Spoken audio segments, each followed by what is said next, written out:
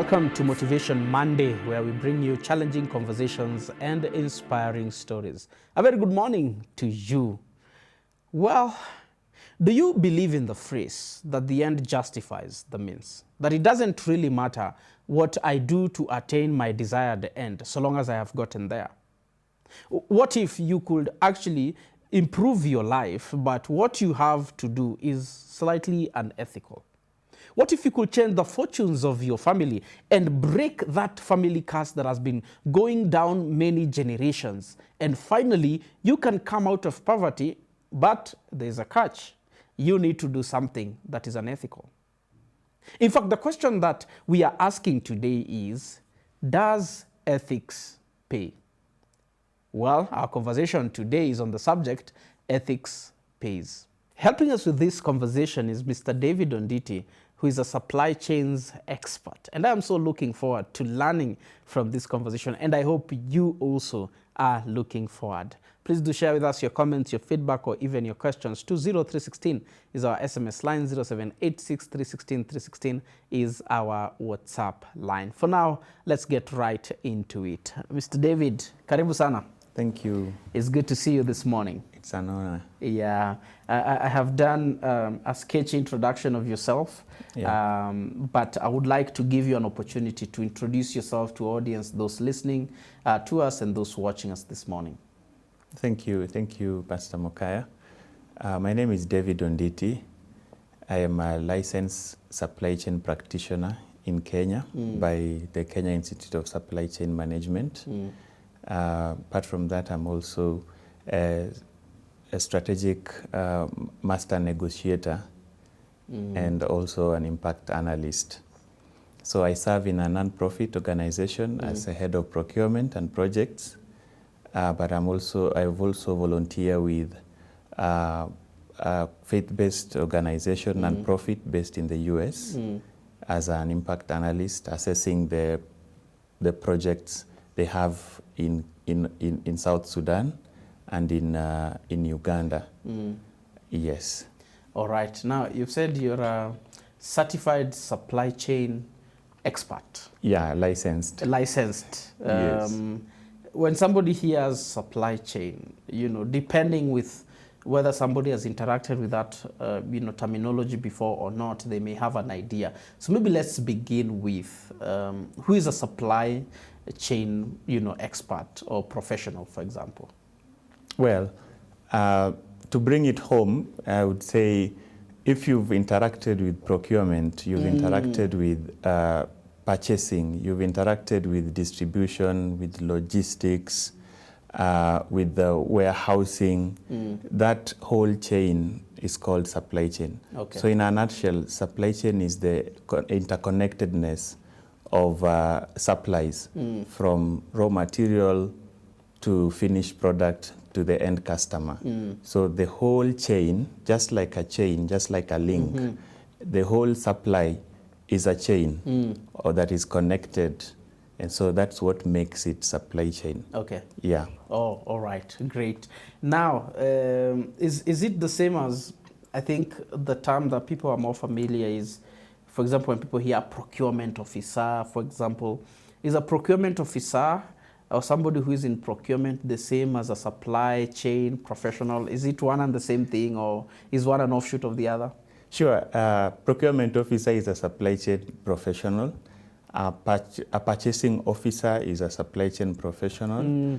Warehouse manager or inventory managers, those are supply chain professionals. So the supply chain is the umbrella of all these processes that take place between identifying a need and fulfilling that need across all fields. Yeah. Yeah.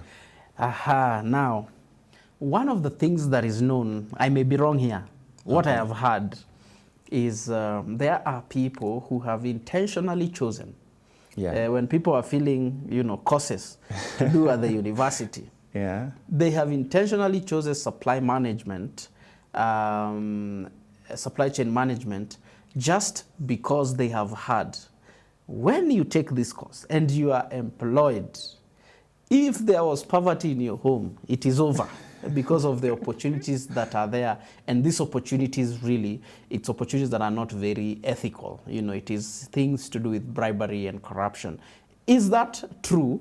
That there are people who actually went into school with that kind of notion, or am I mistaken? Well, I am not one of those. Good disclaimer there. I have to say that.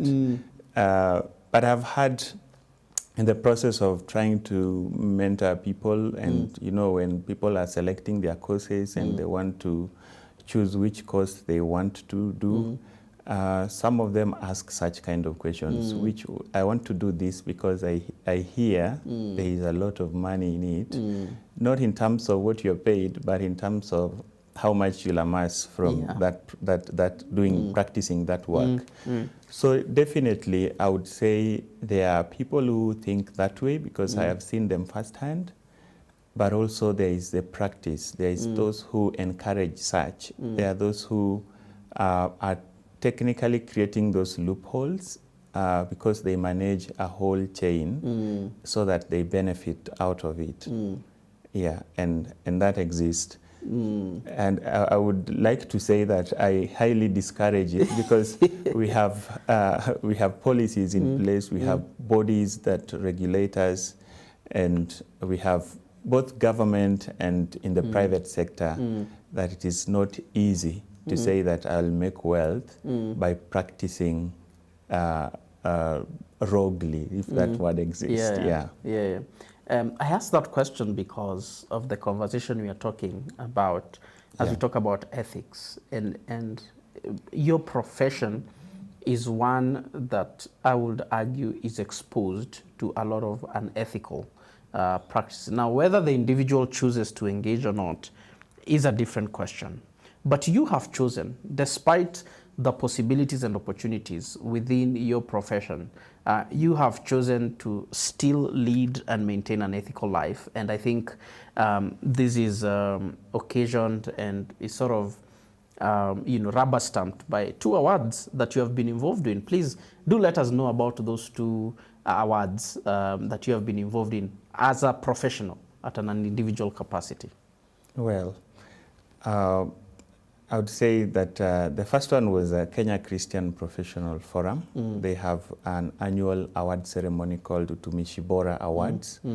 And this award simply celebrates outstanding Kenyans in the marketplace for different categories. Specifically, I was nominated in the integrity category, where I was one of the finalists for the Utumishi Bora integrity category in 2023. And the most recent one is by the Supply Chain Logistics Summit East Africa that was conducted just I think 2 months ago at where I was nominated in the Procurement Leader of the Year. Alongside, this was an East African award, so we had, it was highly competitive, and by grace of God, I was among the 3 finalists for this in the procurement leadership. Yeah. Wow, congratulations. That must be quite something.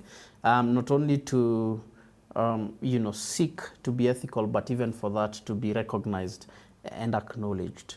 And maybe what I need to find out is, why have you chosen this path? Why have you chosen this path of ethics and integrity, especially in a society where it is frowned upon and sometimes it doesn't seem like the smart thing to do, because you have opportunities to enrich yourselves if you just change your ethics standards a bit. Why have you chosen this path? Well, for me, supply chain is part of me. It's the work I do, and I would like to excel in it. Not just by paperwork and recognition, but as work that God has given me to do. So I handle my work, my profession, as part of my responsibility given to me by God. And as they say, I think it's C.S. Lewis who says that integrity is doing the right thing even when no one is watching. For me, I put it a bit and say that, I twitch it a bit and say that for me, integrity is doing what I'm supposed to do because God has given me the opportunity to do it. So I lead myself in performing whatever role that I am doing because I know the strength comes from God. So that is the basis and the foundation of my work and the foundation of my ethics is to depend on God and to know that I'm doing God's work irrespective of where I find myself or whichever role, whether it is senior, whether it is junior, that is an opportunity for me to show God's glory. Yeah. And so that's how, that's what motivates me intrinsically to stand out and to also stand up for ethics. The other side is that on the other side of obedience is someone waiting, you know. And so I want to be obedient to the call because I know it influences or impacts someone else. If I do it right, then I create an environment that every other person is going to thrive. So it's just not only me for the sake of my responsibility or role, but I see that I have an accountable responsibility towards the people who trust and hope that my work will facilitate or enhance their work as well. So those are the tenets that make me do what I do. Apart from that, I would say it's good to also be responsible, knowing that we have regulations, we have laws of the land, and it's fair enough that as I perform my work, there is also justice that is seen that comes along with it. And so I have to respect the authority of the land, the laws of the land, and adhere, ensure that compliance with the laws of the land. And that is, I think, is the greater picture of redemption in terms of work. I like that. Somebody may be hearing you speak and they'll say, this guy, maybe there are two things. Either he has no ambition, and so he's just content. And that is why, you know, he has chosen this path of ethics, or he has never had opportunity. You know how somebody has said all of us are corrupt. The difference is in the lack of opportunity. What do you say? First, let's begin with ambition. Is it that you lack ambition, or are you still equally ambitious, but only you have chosen to arrive there ethically? I have, you know, I would imagine not having an ambition in life, how that would look like. I would say I am an entrepreneur, very ambitious. I am goal-oriented, and I have a lot of personal targets and goals that I want to achieve. So that answers your question. I am very ambitious, and I have goals in life. So it's not for lack of ambition. There is no, and it's good to say that I have a family to feed. So, you're married? Yeah, I am married. Children? And with 3 children now, 3 beautiful girls.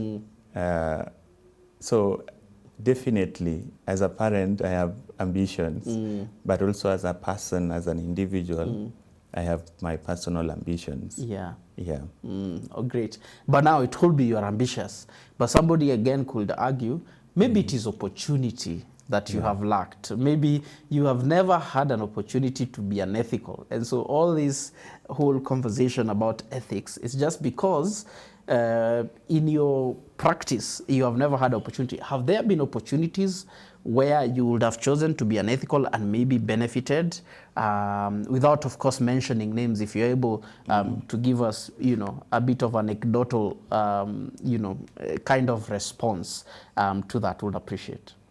Well, I must say there are several opportunities.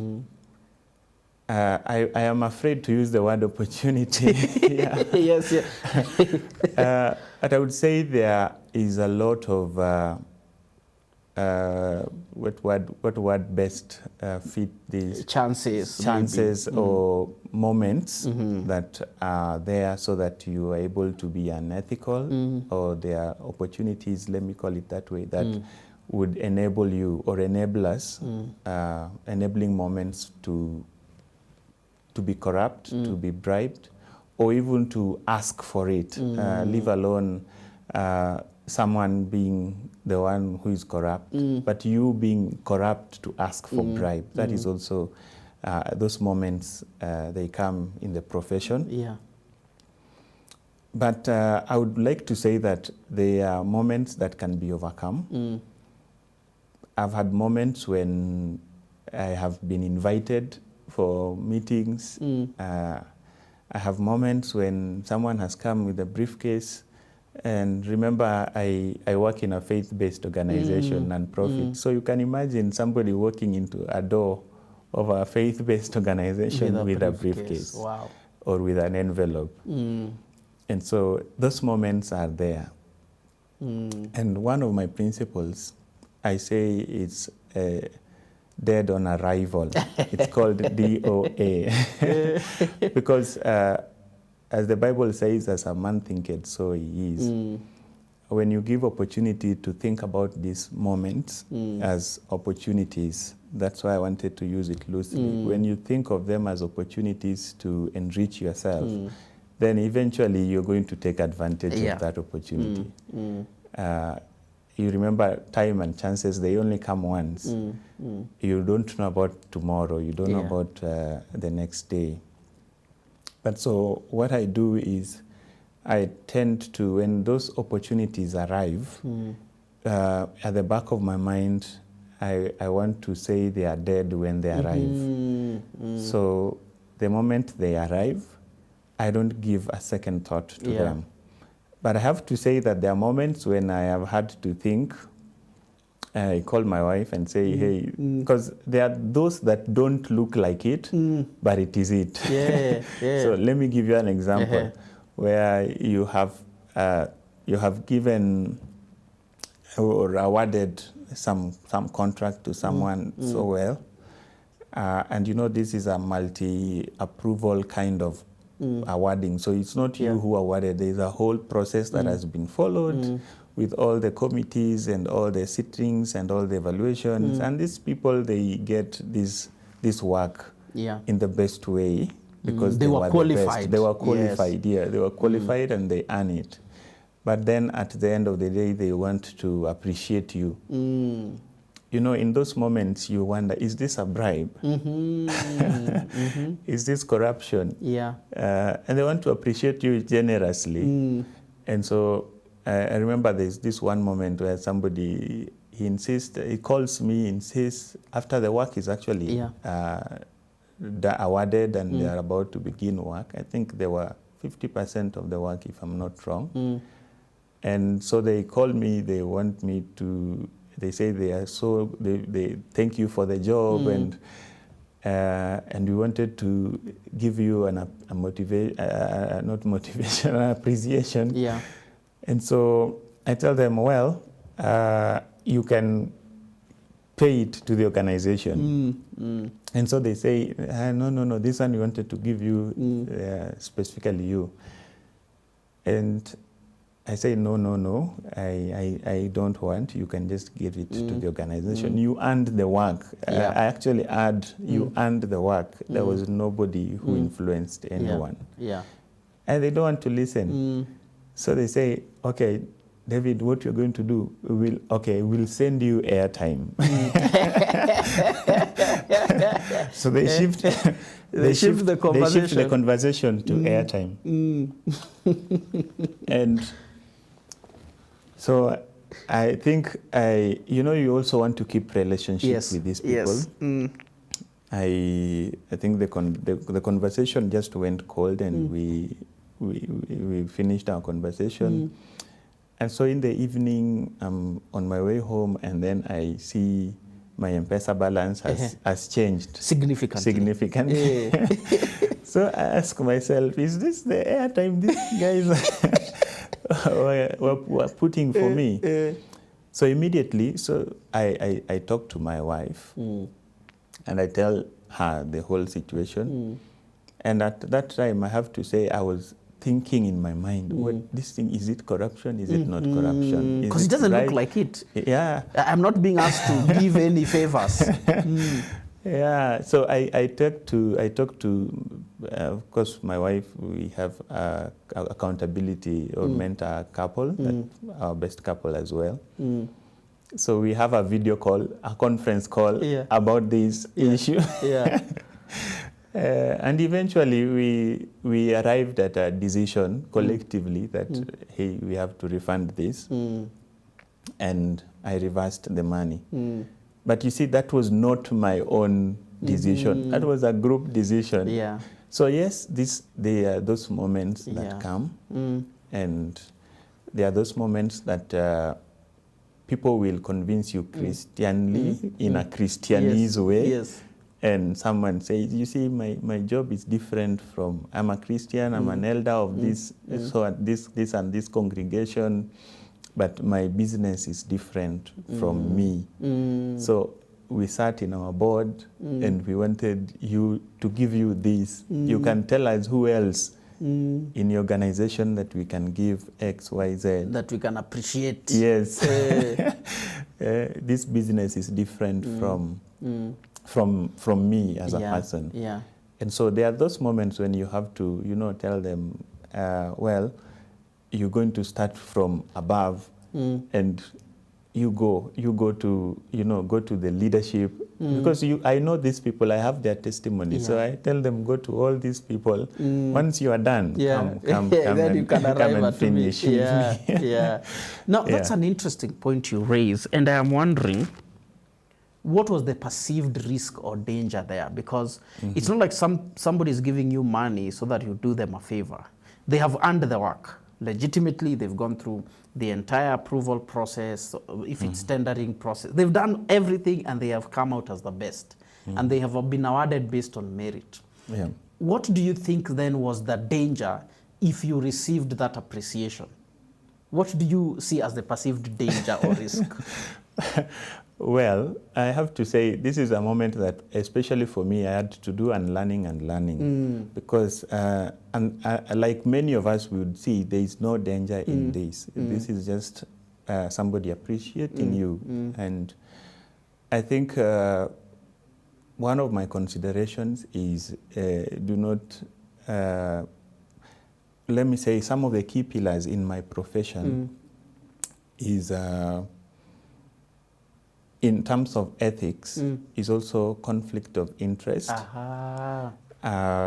It's also fairness, and it's also not avoiding competition.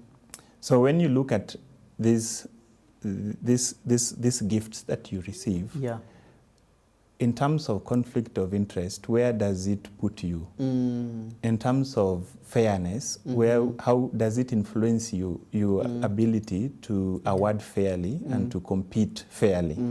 Because you don't need to avoid competition.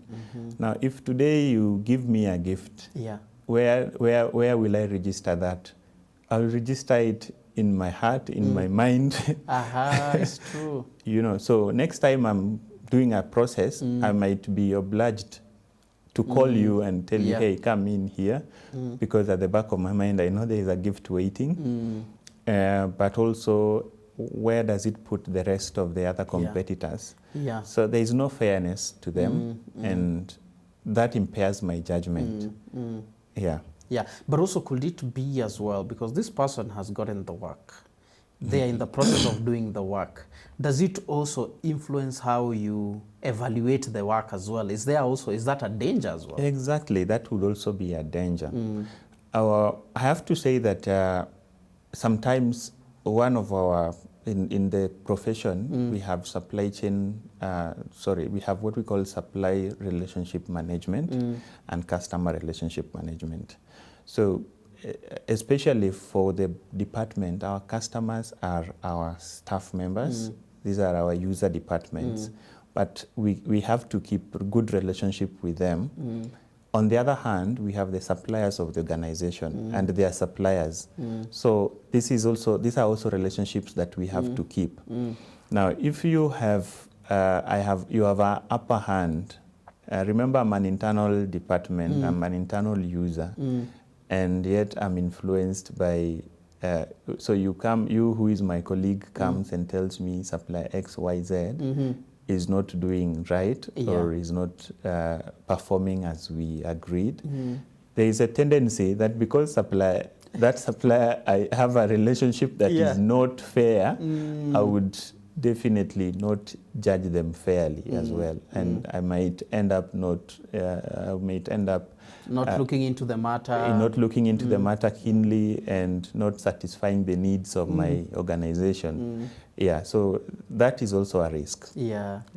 Is the phrase, I think there's the phrase that is commonly used in Kenya, somebody has been put in the pocket. Is that the case when we accept these gifts? And I'm belaboring that point because this is the most innocent. You know, it doesn't look like there's nothing. Legally speaking, you can't be charged, at least I assume. Like, it just seems like a very innocent thing. But does it then, qualify for what Kenyans would say, huyu mtu amewekwa kwa mfuko, or this person has been put in the pocket? English doesn't quite translate that phrase well, but allow me to also demystify that. By jurisprudence, the gifts can actually land you into problems. By law, gift can land you into problem, and you can check the case of Kenya Ports Authority and Kenya. Kenya Airways, I think, and Kenya, there is a law about it. So gifts definitely they influence. Are not as innocent. They are not as innocent as they are, though they are the most subtle. And you can get away with it in terms of it being subtle, but you don't know the intention of the gifter. If the giver. The giver of the gift, so it's important to note that. Okay, all right. Now I want us to take a pause, marinate on some of those things, take a break, and then we come back and continue the conversation. I will be listening to one of our partners, just sharing their experience and journey with us as Family Media, and then we'll come back.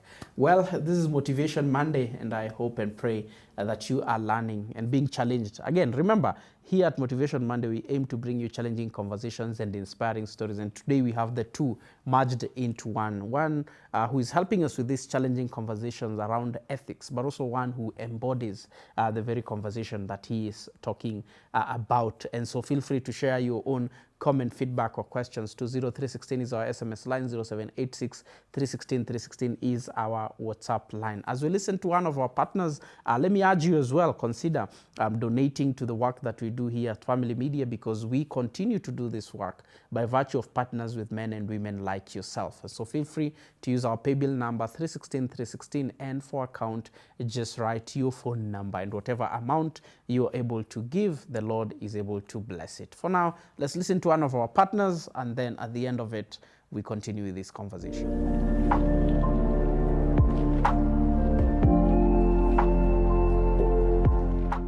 Na watoto wa sita, walikuwa 7, mmoja alipasi. Kijana mmoja mkubwa alipasi, wakabaki wa 6. So wako hao wa 6. Nimedivorce, niko hapa peke yangu, lakini ni wakubwa watoto. So mimi sifanyi kazi. Nilikuwa nafanya kazi ya biashara, kuzunguka, nikaona sasa miaka zimeisha, sitafanya, nimekaa tu. So nikaanza, moyo wangu kaniambia sasa, ombea watoto ndio wafanikiwe, ndio uketi. So nimekuwa, this time nakuwa ni kuomba Mungu juu ya watoto wafanikiwe, ili waniketishe. Nikatoka bedroom, nikakuja nikakaa, nikasema, wacha nifungulie angalau naweza pata pasta, naweza niombea hapa, aombe at least hiyo impact nipate. So nikafungulia huyo mzee, ndio alikuwa anahubiri kitu saa 4, nikamsikiza.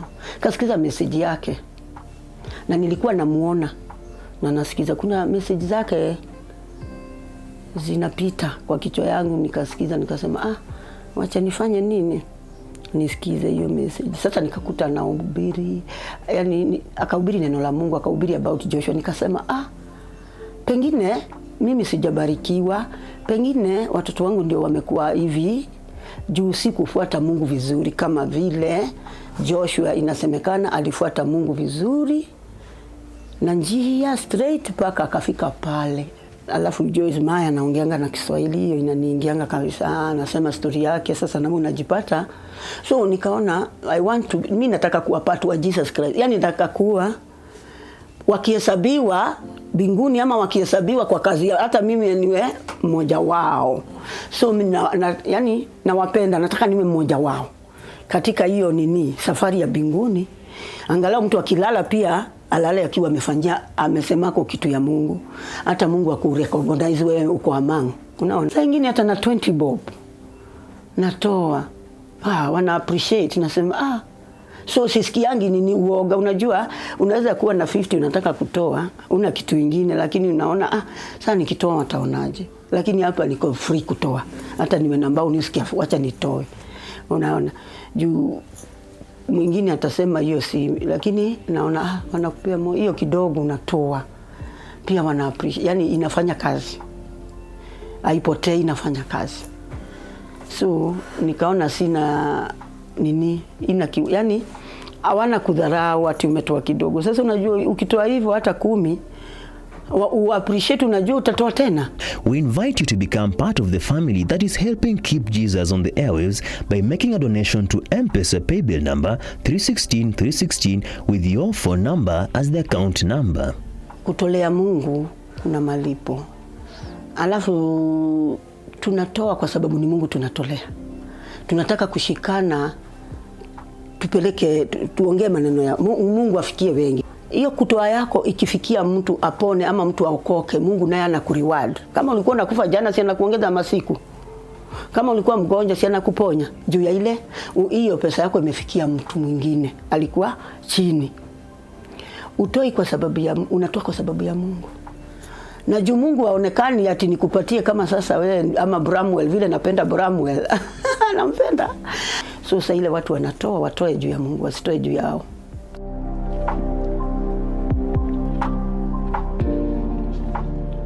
Welcome back. This is Motivation Monday, where we bring you challenging conversations and inspiring stories. And the challenging conversation today that is embodied in the story of somebody is actually the fact that ethics pay. Yes, ethics pay. That is what we are talking about today, and helping us with this conversation is Mr. David Onditi, who is a supply chains expert. And so far, wow, quite a challenging conversation we've had, quite challenging things that we are learning. Imagine a simple gift could actually, in a sense, predisposing you to an ethical practice and behavior. Who knew? Maybe you did, maybe you didn't, but now you definitely know. So let's get back right to this conversation even as we continue with it. Welcome back. Thank you. I like where we landed just before we went on a break. But a question I have is, a few years back, I think, there was a research that was done, and it showed that most young people in the country, the percentage was actually quite high. I can't remember the specifics of the percentage, but they were okay with doing anything, so even illegal and ethical things, so long as at the end it earned them money. Why do you think that is the reality that we have to grapple with as a society? And why do you think we are predisposed to that kind of negative thinking and behavior? Well, I think to some extent there is a validity of that statement, but also on the other side is that there are those who are not of the same mindset. I think the reason why we have this is one, everybody gets out of school and they envision a certain kind of life. They have an ambition that they want to achieve. But what they do not see is that time is a factor in all this. Time is a factor. Even if you were to build a house, you won't build it today and stay in it today. Yeah. especially depending on the size of the house. And if you want a nice thing, it will take some time. And so the equation is that most young people put time out of the factor. They begin to have this, they are motivated, but their motivation does not have time. So I want it and I want it now. Yeah, I want it now. I want to get a job today and I want to be a CEO of the company that is hiring me immediately. And I think for me, I think it's impatient. So most of us, or most of the young people, are impatient. They have goals, they want to achieve them immediately. And so they end up doing anything that can come so that they achieve their goal. And that's where the phrase, the common phrase that the end justifies the means come into play. Because for them, they are looking at the end. They are not looking at the means through which we acquire what we have. And so that's what I see affects the young people. But secondly is the pressures that just are outside what is portrayed in the media.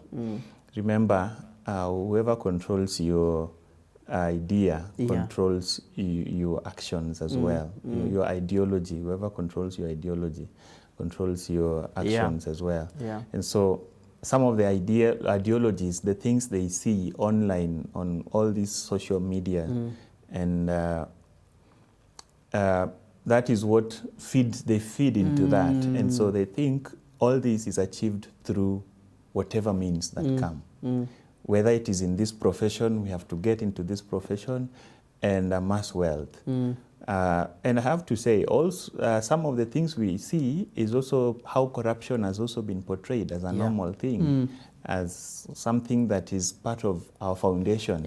So you grow up knowing that that is an idea, that is an ideal situation. So you just want to be corrupt, you want to make your way in whichever means that you want, just so that you make wealth. And in this case, to have money, not necessarily wealth. So that happens, and I think that's what the impatient youth, that's what leads them to that.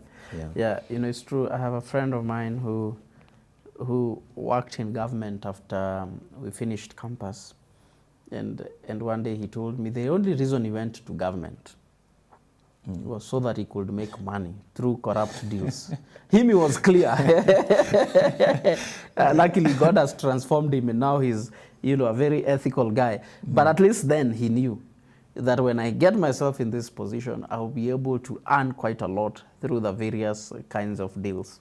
But we are talking about ethics pays, and then the question would be, in what ways in your own life have you seen that living an ethical life has actually yielded fruit? Because I think sometimes it's almost painted as though those who choose to live the straight and narrow path, you know, are disadvantaged, are miserable, you are sorrowful, and are to be pitied. But in what ways have you actually seen the value of ethics in your life? Well, I have to say it is true that ethics pays. And one, as I said that I'm a believer. In Colossians 1:15, we see that what Christ is the image of the invisible God.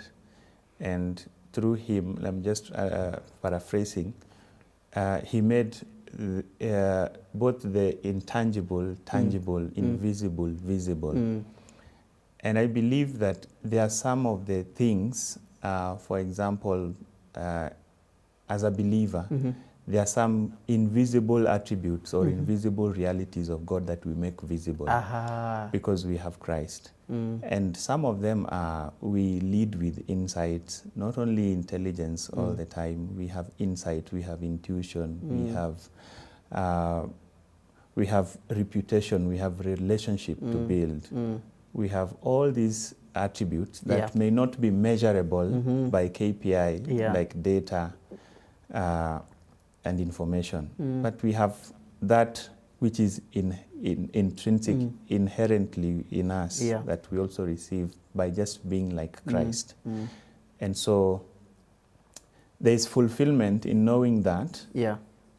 standing up for justice, standing up for ethics, in its own way, there is fulfillment in it, Yeah. because that is who Christ wants us to be.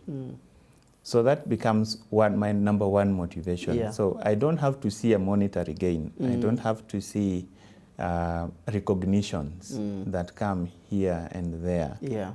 But knowing that I've done the right thing, there is fulfillment in it. You know, living a free life, not watching your backs. Yes. And I've seen colleagues in the industry where they keep watching their backs because things bounce back. You don't know who is after you. You don't know who is after you. You've taken someone's money. And you didn't give the deal. You didn't give the deal. You've used their money. Yeah.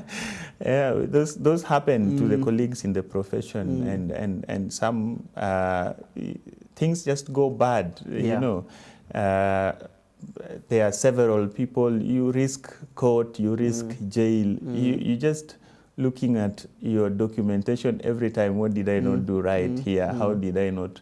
So I think I'm living that life that is free. There's freedom, just knowing that I stood for the truth. You know, the truth sets you free. Yes. So I earn that freedom by just doing what is right, and knowing I'm not watching my back, who is going to come after me. I normally joke and say that in my organization, when I live free, because I know whoever is coming after me, they are going to find a very wonderful, place.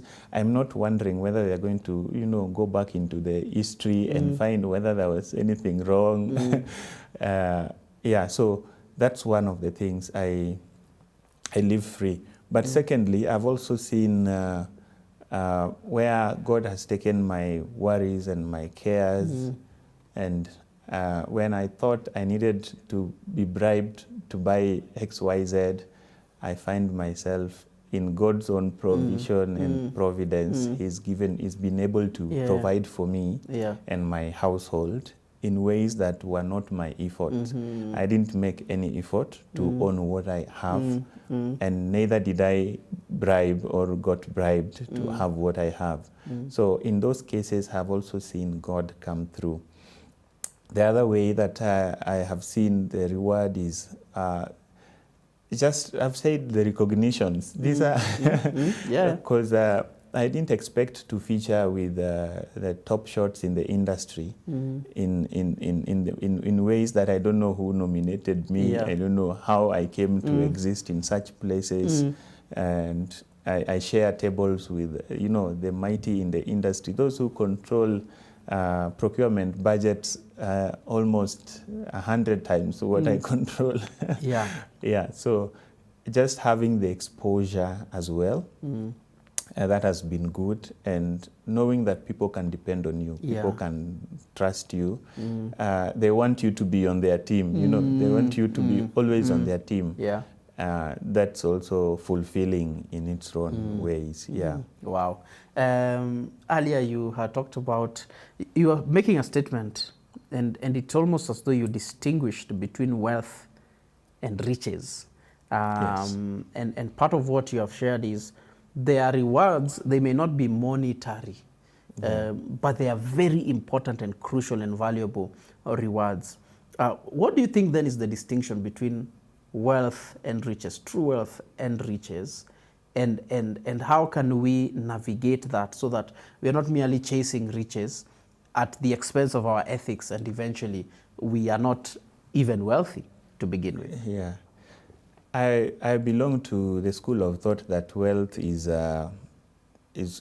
something that can be passed on.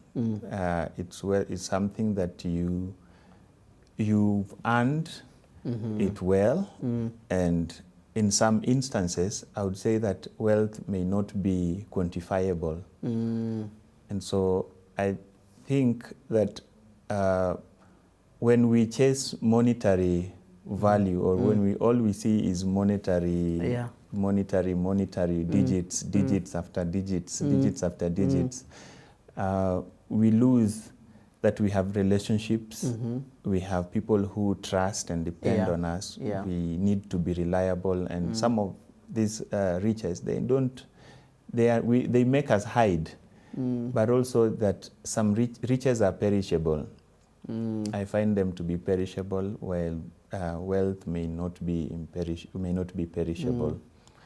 And so as we build wealth, and this is just so that I go back to my earlier point, I said I'm an entrepreneur. So in as much as I work, I also build industry, or I build some startup that we are founding. I think you might be aware that I'm also a farmer, a large-scale rice farmer. So these are things that I also grow alongside. They may not be part of riches, but they are wealth, you know. Okay. Would you consider a peace of mind, you know, Exactly. harmony with people, a good relationship with your wife and children? Would you say that person is many times over wealthier compared to somebody who has much more money, but, you know, they lack peace, they don't have harmony, you know, with people, and, you know, at the home front, things are troubled? Exactly. Exactly. I would support that, because what does it Profit a man. to gain the whole world, and yet forfeit his soul, you know. And so what is it that would really nourish your soul? What is it that is going to transcend that which is worldly? And for me, that's what I'm building. That's what I look to build. That which is going to transcend what is worldly. This does not in any way negate the need for money, and does not in any way negate the need to have somebody who is resourceful, because some of the resources are moved with money, you know, and they acquired. Some resources you acquire through money. So yes, you need money, you need the resources, but what is the purpose, and how do you acquire it? What is the means, and how do you feel after that? What about the people that depend on you? Or if not the immediate relatives, I mean, but what about the rest? How is the world better with you? Okay. If you were to advise a young man, or even an old man, what, you know, where you've gotten now, what should somebody begin to do in terms of their thought process and practice? Because no one is waking up thinking, today I will be bribed, or today an opportunity will present itself. But what should people be doing beforehand, so that when that time comes, you're not as susceptible, you're not you know, as easily you know, tempted to be unethical? What are some things that people could actually think about? Well, I think that people first is cultivate a relationship with God, because you're not able to do this by your own strength. As a believer, I have struggled with it. I have mentioned that I had to call a group, a kamkunji, so that we make a decision, something that I would have as well decided and done. So the first thing is, one, your relationship with God, because God will give you the grace. There are instances when the grace is sufficient, but then there are second instances where you need a community around you, because this community will make you see what you are not able to see, the whole picture. They have the big picture, something that you are not able to see, because you are in the moment.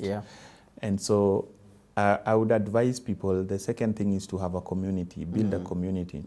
This community would mean the Christian, believing Christians around you.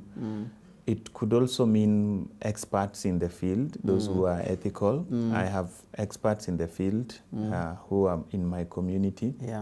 those who are ethical.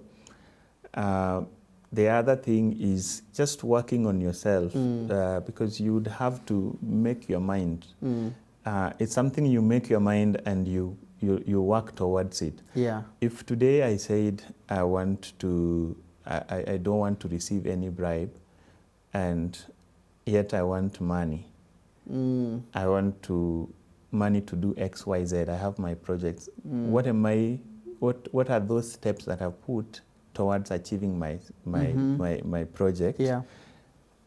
Such that if the opportunity to be bribed comes, I still don't want this to take this bribe so that I put it on my project. So working on myself means I plan for my project and I know this is where I'm going to get A, B, C, D to get this project, and it's not going to be from bribing. So whether bribe comes or not, I'm still working on my project. Yeah. I'm still having my own goals to achieve, because that's also something that happens. Colleagues, you're doing your project, or I'm doing my project, and somebody comes with this gift here. There's the likelihood that you'll just convert it to your own project. Yeah. So work on yourself as well. Build your skill set. And grow networks. Network. These people who are able to give you bribe, it means maybe they have some disposable, disposable income. Disposable income that they're able to bribe, or it means they have some money, some place in excess of it. So why don't you ask them, how do you make this your money? How do you grow? Network with them, because that's one of the things I do. I ask these guys. They end up, they come with the different motives, but we end up being friends, and nothing has changed. No bribe has taken place, but this is still a friend. This is still somebody we talk with. You're still able to tap from their wisdom. Yes, exactly. So that's also an opportunity. Yeah. So we are not saying, hey, if somebody brings it, cut them off. You will not have redeemed that space if you are absent. Yeah. So you need to actually be in that space and have conversation. Find out why do they do this, and how then can you help them so that they don't do this, and redeem it. Yeah. Because that's one of the things, one of the purposes I find in doing my work. I want to also redeem the space. Yeah. And so you come with bribe, we become friends, no bribe has been taken, but alongside we have walked on a journey with you. Yeah. Great. When you consider Kenya, even as we are gearing towards a conclusion of our conversation, when you consider the current state that we are in as a country, what would be your assessment of it when it comes to matters ethics? And, if you had an opportunity to change something in the country, what will that be? Please. Well, sometimes I tend to think the country is too big responsibility because we have so many people. I believe the journey of 1,000 miles begins with one step. And one step at a time would mean changing one mindset at a time. And so I would start with mindset. In the whole picture, I would want to start with mindset. What is it that is going to contribute to a mindset shift in the country? That is where I will concentrate. If doing A will contribute to this kind of shift, then I will do the A. Sometimes it may not be the easy thing to do, but then you have to start with that. You have to convince people. You have to depend on God to convince people because they are His people, And that's one thing I would do. I would. I don't want to say I would jail people, but if that is what the jurisdictions that will allow that to be done, then let that be done. Whatever would need to be done, it should be done. And serving, knowing that you're serving God. That's one of the things I would do. But secondly, as an aspiring leader in the country as well, one of the things I would do is to provide environments that facilitate what we want. If you want change, you give that environment that facilitates that change. Yeah, it starts with you as the leader. If I was the leader, I would create that environment for my people so that they're able then to follow me. Wow, great. Thank you very much, Mr. Onditi. Maybe somebody is listening to us and they would like to consult you on matters supply chain management. You said also you do impact assessment. And also I'm a master negotiator. All those things. If somebody were to reach out to you, is there an email address that maybe somebody can reach out to you through? Yeah, sure. My email address is onditidavid5@gmail.com. That's the one that is readily available. And yeah. Okay. All right. Thank you. Parting shot, and then we wrap this up. What will be your parting shot to this conversation, and then we wrap it up? The whole question of the fact that ethics pays. Sure. Ethics really does pay. My parting shot to everyone would be, if you have a place or something to do, a place to work, it's God's opportunity. God has given you that opportunity to redeem that space. So whatever work that you're doing, how are you redeeming that workspace? What legacy are you leaving of redemption? Because that is what counts. What are you changing? What is the mindset shift that you are creating in that space? What is the impact? Look at God's people, look at God's environment, look at God's one world, how He created it, how He wants it restored to Himself. And that would be the greatest achievement after all is said and done. Yeah, thank you. Wow. Thank you so much, Mr. Onditi, and thank you for being one of those that have chosen the path of ethics. And who knows, one person at a time, our nation will be changed. Asante sana, and God bless you. Well, we have come to the end of our conversation for today. Ethics pays, and it is true, it does pay. And so it is my prayer and hope that you will be able to put that into practice, to choose, despite it may seem in the short run that you are doing the foolish thing. Please choose to be ethical in all that you do, because ultimately we have one that sees where men cannot see. Well, this is it from us here at Motivation Monday, and I pray and hope that it has been a blessing to you. But also I pray and hope that the programs that we bring you here at Family Media continue to be a blessing to you, and we continue to bring them on air courtesy of partners, men and women like yourself. And so I invite you and urge you, would you consider being one of our partners? Please do send an SMS with the word partner to 20316, and somebody will get back to you and tell you how you can actually join this great family that keeps Jesus on the airwaves.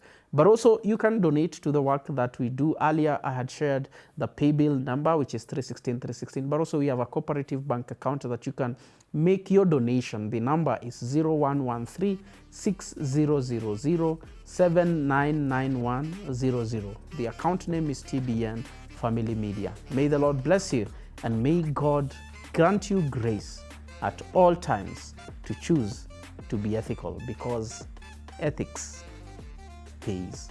See you next time.